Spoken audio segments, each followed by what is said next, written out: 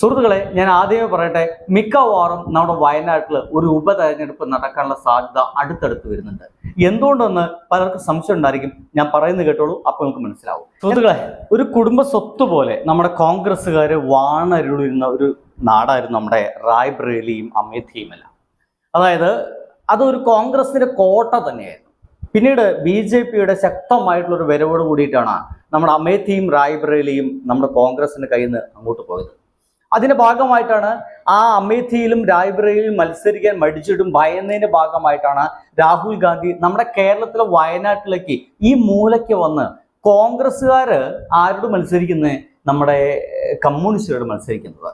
എതിർക്കുന്നത് BJP ആണെങ്കിലും വന്ന് മത്സരിച്ച് എതിർക്കുന്നത് നമ്മുടെ ഇവിടുത്തെ കമ്മ്യൂണിസ്റ്റുകാരോടാണ് എന്നർത്ഥം. ഭയങ്കര വിരോധാഭാസമാണ്, ഭയങ്കര തമാശയാണ് ഇതിന്റെ പുറകിലൊക്കെ ഉള്ളത്. എന്തൊക്കെയായാലും ഇപ്പോഴത്തെ റായ്ബറേലിയിൽ ഈ മൂന്നാം ഘട്ട തെരഞ്ഞെടുപ്പിൽ ആര് മത്സരിക്കും എന്ന് പറയുന്ന ഭയങ്കര കൺഫ്യൂഷൻ ഉണ്ടായിരുന്നു. ഞാൻ മുന്നേ പറഞ്ഞു വെക്കാം, മിക്കവാറും വയനാട്ടിൽ ചിലപ്പോൾ ഒരു ഉപതെരഞ്ഞെടുപ്പ് നടക്കാനുള്ള സാധ്യത കൂടുതലാണ്. എന്തൊക്കെയായാലും ഞാൻ പറഞ്ഞു വന്നത് എന്താണെന്ന് വെച്ച് കഴിഞ്ഞാൽ റായ്ബറേലിയിൽ ആര് മത്സരിക്കും, അതുപോലെ അമേഠിയിൽ ആര് മത്സരിക്കും എന്ന് പറയുന്ന ഭയങ്കര കൺഫ്യൂഷൻ നിൽക്കായിരുന്നു. മോദി ഗവൺമെന്റ് തന്നെ ഭയമാണ്. അവിടെ ആര് മത്സരിക്കും എന്ന് പറയാൻ നിങ്ങൾക്ക് ഭയമാണ്, ആളെ നിർത്താൻ ഭയമാണ്. ആണത്തം ഉണ്ടെങ്കിൽ നിങ്ങൾ പറയുന്ന ഗംഭീര വെല്ലുവിളികളൊക്കെ അതിന്റെ പുറകിൽ നിന്നൊക്കെ മോദി ഗവൺമെന്റിന്റെ ഭാഗമായിട്ടൊക്കെ വന്നിട്ടുണ്ട്. എന്തൊക്കെയായാലും ഇതിങ്ങനെ നടന്നുകൊണ്ടിരിക്കുന്ന സമയത്താണ് പെട്ടെന്ന് എല്ലാവരെയും അതിശയിപ്പിച്ചുകൊണ്ട് നമ്മുടെ റായ്ബറേലിയിൽ രാഹുൽ ഗാന്ധി തന്നെ മത്സരിക്കുമെന്ന് പറയുന്നത്. രാഹുൽ ഗാന്ധി റായ്ബറേലിയിലും അമേഠിയില് പെങ്ങൾ മത്സരിക്കുന്ന കിട്ടിയത്. പക്ഷേ അമേഠിയില് കിഷോരി ലാൽ എന്ന് പറയുന്ന വ്യക്തിയാണ് മത്സരിക്കുന്നത്. അതൊരു പൊളിറ്റിക്കൽ ആയിട്ടുള്ള ഒരു ഉപദേശകനാണെന്നൊക്കെ നമുക്ക് പറഞ്ഞു വെക്കാം. എന്തായാലും നമ്മുടെ കിഷോരി ലാൽ ശർമ്മയാണ് നമ്മുടെ അമേഠിയിൽ മത്സരിക്കാൻ തീരുമാനിച്ചിട്ടുള്ളത്. അങ്ങനെയാണെങ്കിൽ റായ്ബറേലി വിജയിക്കാൻ വേണ്ടിയിട്ട് നമ്മുടെ രാഹുൽ ഗാന്ധി അസാരം പരിശ്രമിക്കുന്നർത്ഥം. അതിനുള്ള എല്ലാ മരുന്നുകളും കിട്ടിയിട്ടുണ്ട്. ഒരു വലിയ ബലാത്സംഗകനെ ഇപ്പൊ ഒപ്പം നിർത്തുന്ന ആ ഒരൊറ്റ വിഷയം തന്നെ മതി കൃത്യമായിട്ട് നമ്മുടെ രാഹുൽ ഗാന്ധിക്ക് അടിച്ചമർത്താൻ വേണ്ടിയിട്ട്. ഗംഭീരമായ പ്രസംഗം ഇപ്പോൾ നടത്തുകയും ചെയ്തു കേട്ടോ രാഹുൽ ഗാന്ധി. ഒന്ന് കേട്ടോളൂ. प्रज्वल रवन्ना 400 महिलाओं का रेप करता है, वीडियो बनाता है, इसको मैस रेप कहा जाता है। और स्टेज में कर्नाटका के सामने प्रधानमंत्री मैस रेपिस्ट का समर्थन कर रहे हैं। जब प्रधानमंत्री आपसे वोट मांग रहे थे तो उनको मालूम था प्रज्वल रवन्ना ने क्या किया था। प्रधानमंत्री को हिंदुस्तान की हर महिला से माफी मांगनी चाहिए। हिंदुस्तान के प्रधानमंत्री ने हिंदुस्तान की हर महिला का अपमान किया है। पूरी दुनिया में ये खबर फैली है कि हिंदुस्तान के प्रधानमंत्री ने मैस रेपिस्ट के लिए वोट मांगा है। सत्ता चाहते हैं तो कुछ भी करने को तैयार है।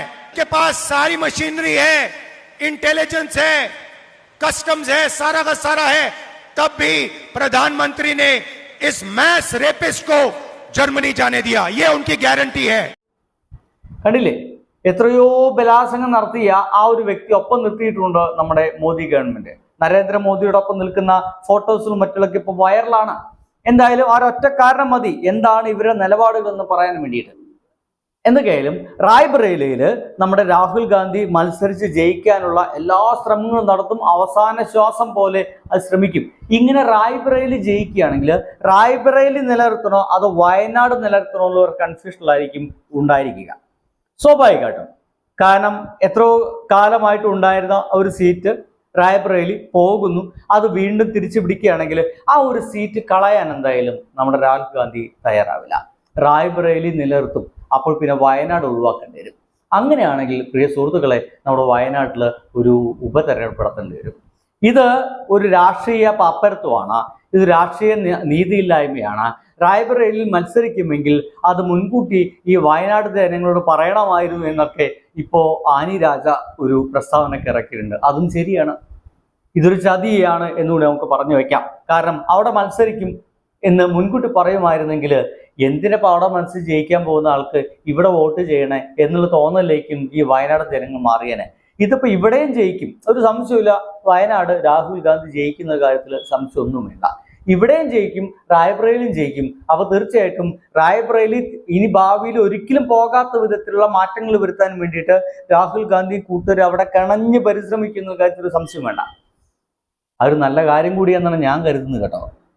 കാരണം കോൺഗ്രസ് ഇന്ത്യയിൽ അല്പസ്വല്പമൊക്കെ ഉണ്ടാവുന്നത് നല്ലതാണെന്ന് ഞാൻ വിശ്വസിക്കുന്നുണ്ട്. എന്തായാലും അതിൻ്റെ ഭാഗമായിട്ട് രാഹുൽ ഗാന്ധി അവിടെ നിലനിൽക്കുമെങ്കിൽ ഇവിടെ ഉപതെരഞ്ഞെടുപ്പ് നടക്കും. ഇവിടെ ഉപതെരഞ്ഞെടുക്കുകയാണെങ്കിൽ ഇനി ആരൊക്കെയായിരിക്കും ഉപതെരഞ്ഞെടുപ്പിൽ മത്സരിക്കുന്നതായിരിക്കില്ല. എന്തായാലും ആനി രാജ വീണ്ടും മത്സരിക്കാനുള്ള സാധ്യത കുറവാണ്. അങ്ങനെയാണെങ്കിൽ നമ്മുടെ LDF മുന്നോട്ട് വയ്ക്കുന്ന സ്ഥാനാർത്ഥി ആരായിരിക്കാം, UDF മുന്നോട്ട് വയ്ക്കുന്ന സ്ഥാനാർത്ഥി ആരായിരിക്കാം, BJP മുന്നോട്ട് വയ്ക്കുന്ന സ്ഥാനാർത്ഥി ആയിരിക്കും. ചുമ്മാ നിങ്ങൾ കണ്ടെത്തുന്ന സ്ഥാനാർത്ഥികൾ ആരൊക്കെയായിരിക്കാം ഒന്ന് കമന്റ് ചെയ്യാമോ സുഹൃത്തുക്കളെ? ബൈ.